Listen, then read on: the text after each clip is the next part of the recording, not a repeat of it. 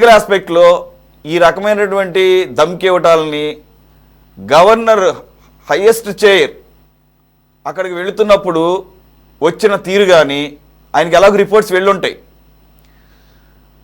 అసలు ఇది ఎటువంటి మెసేజ్ వెళుతుంది సమాజంలోకి అనేకసార్లు మాట్లాడుకోను. కానీ this is exceptional, highest constitutional position in the state ఆయన.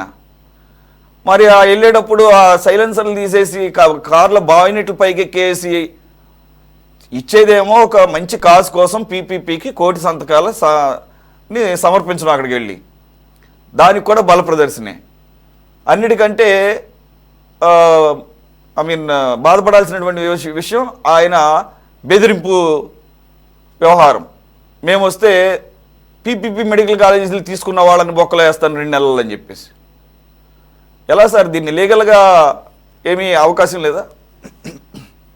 నమస్కారం సురేష్ గారు, మీకు మన మిత్రులు సైదా గారికి, రఫీ గారికి కూడా నమస్కారం. అదేవిధంగా మన వీక్షకులందరికీ కూడా శుభ సాయంకాలం. చాలా దురదృష్టకరమైన పరిస్థితులు ఆంధ్రప్రదేశ్ రాష్ట్రం. ఎందుకంటే ప్రజాస్వామ్యంలో అధికార పార్టీ, దానికి పోటీగా ప్రతిపక్ష పార్టీ కూడా ఉంటే అధికారం ప్రతిపక్షం కూడా 2 జోడెడ్లాగా ఈ ప్రజలకు మేలు చేసేటువంటి కార్యక్రమంలో ప్రభుత్వాన్ని నడిపేటువంటి పాత్ర వహించేటువంటి పరిస్థితి. ఇక్కడ దురదృష్టవశాత్తు ఆంధ్రప్రదేశ్ రాష్ట్ర అసెంబ్లీ ఎన్నికల్లో ప్రతిపక్ష ఆనాడు అధికారంలో ఉన్నటువంటి వైఎస్ఆర్సీపీ పార్టీకి ప్రతిపక్ష హోదా కూడా దక్కల.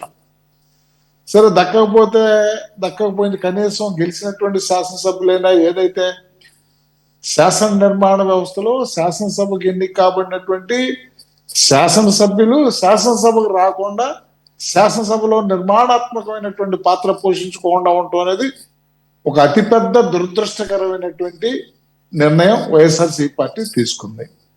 సరే, పోనీ అది తీసుకుందనుకో, అసెంబ్లీకి రాలేదని. కానీ ప్రజాక్షేత్రంలోనైనా ప్రభుత్వాన్ని నిలదీసేటువంటి కార్యక్రమం ఏమన్నా చేస్తుందా అంటే అది కూడా ఏం కనపట్లేదు. కేవలం ఏంటంటే ఆంధ్రప్రదేశ్ రాష్ట్ర యొక్క అభివృద్ధిని అడ్డుకోవాలని, ఆంధ్రప్రదేశ్ రాష్ట్ర ప్రజలు ఇబ్బందులు పడుతుంటే చూడాలనేటువంటి ఒక దుష్ట తలంపుతో ప్రతి కార్యక్రమంలో కూడా ఈ విధంగా ఒక మాబ్ సైకాలజీని, మాస్ మెంటాలిటీని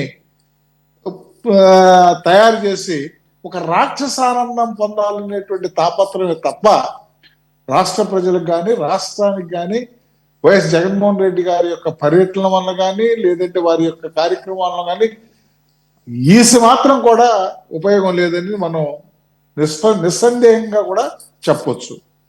ఇవాళ ఈ మెడికల్ కాలేజీలు పీపీఎల్ఏ తీసుకున్నాం.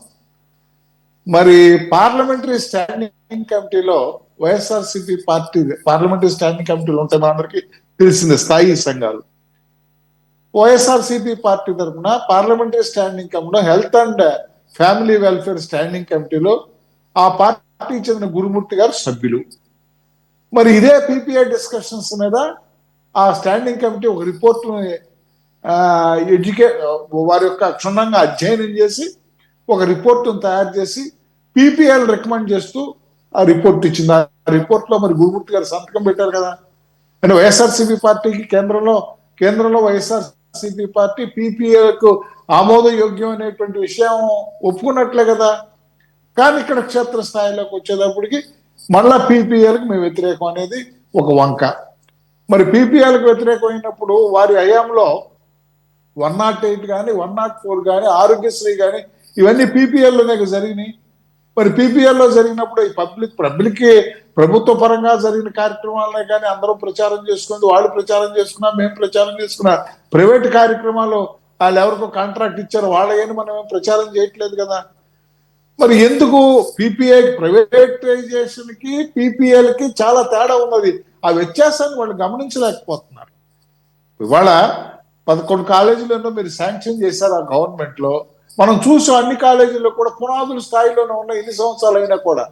మరి వాటిని ఎప్పుడు ఏదైతే మన ముఖ్యోద్దేశం ప్రజలందరూ కూడా ప్రాథమికంగా వైద్యాన్ని అందించాలనేటువంటి ప్రాథమిక హక్కుని మనం ఆదేశ సూత్రాల్లో ఏర్పాటు చేసినటువంటి హక్కుని ప్రజలకు అందించాలనేటువంటి సదుద్దేశంతో మీరు మెడికల్ కాలేజీలు ఏర్పాటు చేశారు, దాని మీద ఒకదంపుడు ఉపన్యాసాలు కూడా చెప్పారు, సంతోషం, మంచిదే. కానీ కానీ అమలేది పునాదుల దగ్గర నుంచి గోతుల్లోనే ఉండిపోయి ఇవాళ చూస్తుంటే చాలా అగమ్య, వాటి యొక్క పరిస్థితి అగమ్యగోచరమైన పరిస్థితుల్లో ప్రస్తుతం ఉన్నటువంటి ఆర్థిక బాధల దృష్ట్యా, తర్వాత ఒక మేలైనటువంటి ఇన్ఫ్రాస్ట్రక్చర్, అన్నిటికన్నా ముఖ్యం ఏంటంటే ఇప్పుడు మనం all India medical services AIIMS ఆసుపత్రిని చూసుకున్నాం. ఎయిమ్స్ ఆసుపత్రిలో మొన్న ఈ మధ్య చూసాం 30 lakhs people, more than 30 lakhs people ఇప్పుడు వరకు వాళ్ళు ఓపీలో కానీ ట్రీట్మెంట్ తీసుకున్నారంట. ఒక 6 months లోనే 5 lakhs పీపుల్ అయ్యారంట. అంటే ఇవాళ మారుతున్న కాలాన్ని బట్టి సాంకేతికత, నైపుణ్యం ఇవన్నీ కూడా మారుతున్నాయి, ఇన్ఫ్రాస్ట్రక్చర్ మారుతున్నాయి. గవర్నమెంట్ దగ్గర లేనటువంటి విషయం కూడా, లేనటువంటి నైపుణ్యాన్ని కూడా ప్రైవేటు వ్యక్తుల భాగస్వామ్యంతో తీసుకొచ్చేటువంటి ఇన్ఫ్రాస్ట్రక్చర్ డెవలప్మెంట్ కోసం, తర్వాత త్వరితగతిన ఏదైతే మనం ఆశించినటువంటి ప్రయోజనాన్ని త్వరితగతిన సాధించడం కోసం ఆ విధమైనటువంటి నిర్మాణం చేసినటువంటి పరిస్థితి. దాని మీద ఒక ఆయన సుప్రీంకోర్టుకి వెళ్ళాడు. అది ఎక్స్పెన్సివ్ లగ్జూరియస్ లిటిగేషన్ అని పీపీఎల్ మీద సుప్రీంకోర్టుకి వెళ్తే, లగ్జూరియస్ లిటిగేషన్ అని సుప్రీంకోర్టు వారు ఇవాళ ఉన్నటువంటి ప్రధాన న్యాయమూర్తి ఆ రోజున బెంచ్ లో ఉండి ఆ రిట్ డిస్మిస్ చేశారు. ఆంధ్రప్రదేశ్ హైకోర్టులో వెళ్ళారు. ఆంధ్రప్రదేశ్ హైకోర్టులో వెళ్ళేవారు శ్రీరామ్ సుబ్రహ్మణ్యం గారు, ఎక్స్ మన గవర్నమెంట్ తరఫున ఉన్నటువంటి ఆయన ఇవాళ రిట్ను ఆర్గ్యూ చేశారు. ఎవరో వసుంధర అనే ఆవిడ రిట్ ఫైల్ చేసింది. Advocate general, X advocate general ఆ రిట్ ఫైల్ చేశాడు. వైసీపీ పార్టీ ఫైల్ చేయించింది కదా, దాని మీద స్టే అడిగితే హైకోర్టు వారు స్టే ఇవ్వలేదు కదా. It is the policy matter అనేది. అంటే మినిమం కూడా ఆలోచించకుండా ఒక విధానం మీద ద్వంద్వ వైఖరి అవలంబించడం, అవకాశవాద వైఖరి ఉంచడం మొట్టమొదటి నుంచి కూడా వైఎస్ఆర్సీపీ పార్టీకి ఉన్నటువంటి నైజం అది. దాన్ని మనం ఇవాళ తీసేయమంటే వాళ్ళు మార్చుకోమంటే మార్చుకునే వ్యక్తులు కాదు.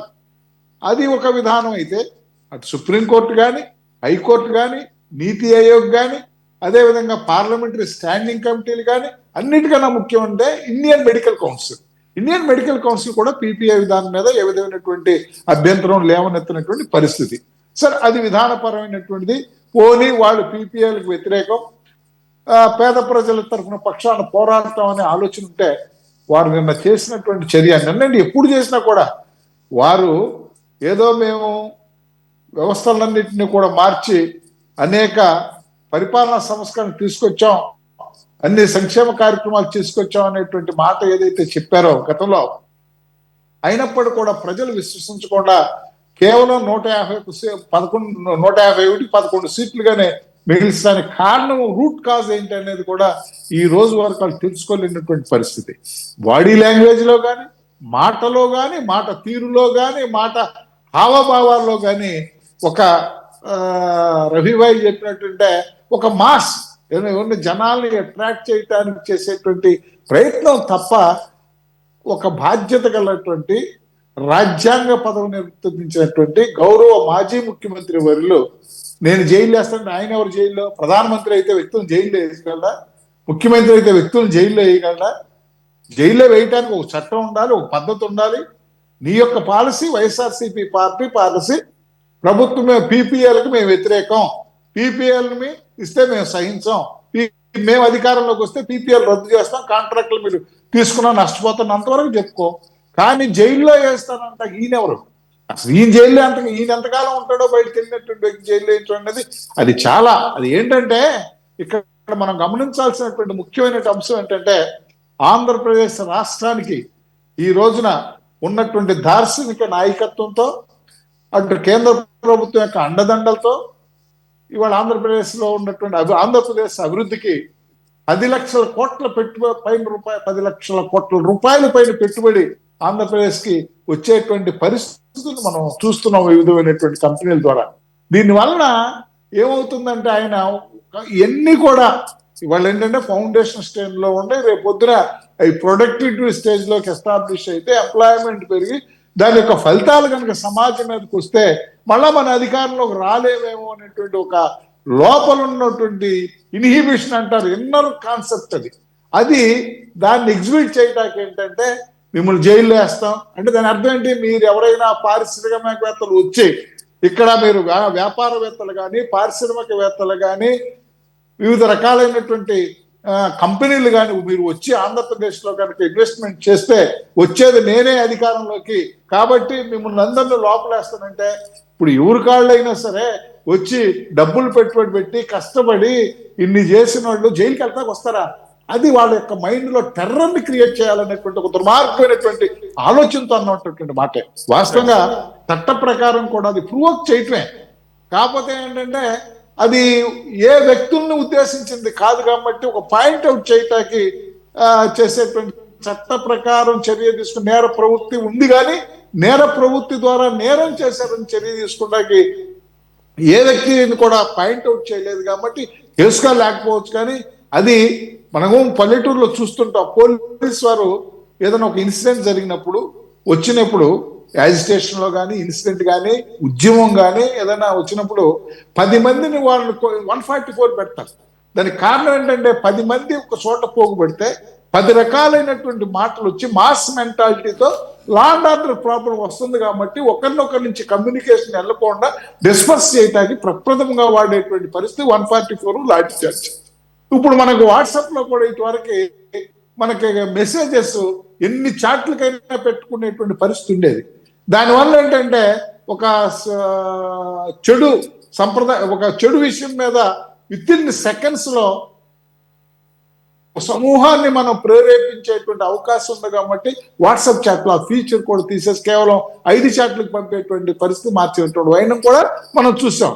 సో ఈ మాస్ మెంటాలిటీ ద్వారా ప్రజలను రెచ్చగొట్టి పబ్బం గడుపుకోవాలనేటువంటి ఆలోచన, వ్యాపారవేత్తల్ని పారిశ్రామికవేత్తల్ని కంపెనీ పెట్టడానికి వచ్చే వాళ్ళని బెదిరింపు ధోరణి మరి ఇవి చేస్తున్నారు. దాన్ని సమర్థిస్తున్న నాయకులు అనేటప్పటికి ఏంటంటే ఆంధ్రప్రదేశ్ కేవలం కూడా బయట వాళ్ళు కాదు, వాళ్లే శత్రువులు కాదు. ఆంధ్రప్రదేశ్ యొక్క అభివృద్ధి కానీ ఆంధ్రప్రదేశ్ రాష్ట్ర ప్రజల యొక్క శ్రేయస్సు కానీ వాళ్ళు అభివృద్ధి నిరోధకులుగా శత్రువులాగా తయారయ్యేటువంటి ఇది మాత్రం పూర్తిగా ఖండించాలి.